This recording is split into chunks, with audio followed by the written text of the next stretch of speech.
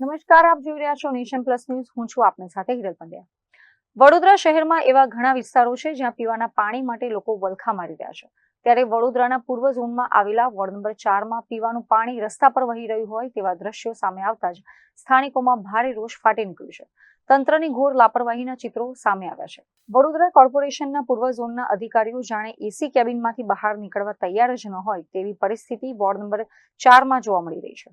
હરણી road પર આવેલી શ્રી વિજયનગર સોસાયટીમાં છેલ્લા ઘણા સમયથી પીવાના પાણીનો જે પ્રકારે સરેઆમ બગાડ અને વેડફાટ થઈ રહ્યો છે તે પાલિકાના હાઇડ્રોલિક વિભાગની કામગીરીની પોલ ખોલે છે.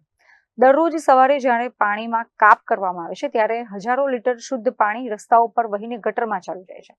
સ્થાનિક રહીશોએ આ લાઇન રિપેર કરવા માટે અનેક વખત ઓનલાઈન અને રૂબરૂ ફરિયાદો નોંધાવી છે, પરંતુ વહીવટી તંત્રના પેચનું પાણી હલતું નથી. ચોંકાવનારી અને વિરોધાભાસી સ્થિતિ એ છે કે આજ હરણી રોડ પંથકની બાજુમાં આવેલી કલ્પનાનગર સહિતની 10 થી વધુ સોસાયટીઓમાં વાલ્વમેનની મનમાની અથવા ઓછા પ્રેશરના કારણે પૂરતું પાણી જ નથી મળતું.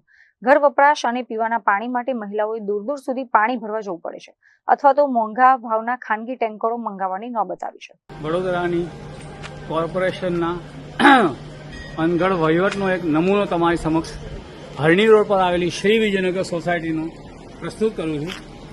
અહીંયા એક તરફ કોર્પોરેશન જાહેરાત કરે છે કે 1 મહિના સુધી સ્લો પ્રેશરથી પાણી આપવામાં આવશે, જ્યારે બીજી તરફ આ પાણીનો વેડફાટ તમે જોઈ રહ્યા છો. લગભગ 5-7 દિવસથી ચાલી રહ્યો છે આ વેડફાટ. અનેક રજૂઆત અને ફોટો અનેક વખત કહેવા છતાં પણ એકદમ વેડફાટ ચાલુ જ થઈ રહ્યો છે. આ તમે જોઈ રહ્યા હજારો લીટર પાણી એમને વહી રહ્યું છે. તમે વિડીયોમાં જોઈ શકતા હતો. અઠવાડિયા પહેલા 10 દિવસ પહેલા કંઈક રિપેરિંગ થોડું કરી ગયા હતા, પછી એના પછી કંઈક 4-5 દિવસ પછી ચાલુ ફરી એમાંથી કંઈક લીકેજ ચાલુ છે. અને આ હાલત તમે જોવો છો કે સળંગ 5-7 દિવસથી આવું ને આવું ચાલ્યા જ કરે છે.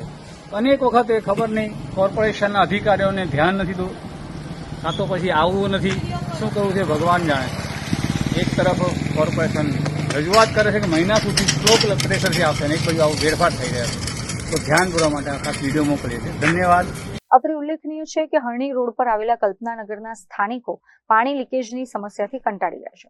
સ્થાનિક જનતાએ ચીમકી ઉચ્ચારી છે કે જો આગામી 24 કલાકમાં શ્રી વિજયનગરનું લીકેજ બંધ કરવામાં નહીં આવે અને કલ્પનાનગરના પંથકમાં નિયમિત પાણી આપવામાં નહીં આવે તો તેઓ પૂર્વ ઝોનની વોર્ડ ઓફિસ ખાતે માટલા ફોડીને ઉગ્ર હલ્લાબોલ કરશે. આ મામલે વોર્ડ નંબર 4ના સત્તાધીશો કેવા પગલાં ભરે છે તે હવે જોવાનું રહ્યું. કેમેરામેન નવનીત પરમાર સાથે Chirag Patel, Nation Plus News, Vadodara. સમાચારોના સતત અપડેટ મેળવવા માટે અમારી નેશન પ્લસ ન્યૂઝની યુટ્યુબ ચેનલને સબસ્ક્રાઇબ કરો, બેલ આઇકન દબાવો અને જોડાયેલા રહો ફેસબુક, ઇન્સ્ટાગ્રામ અને ટ્વિટર પર.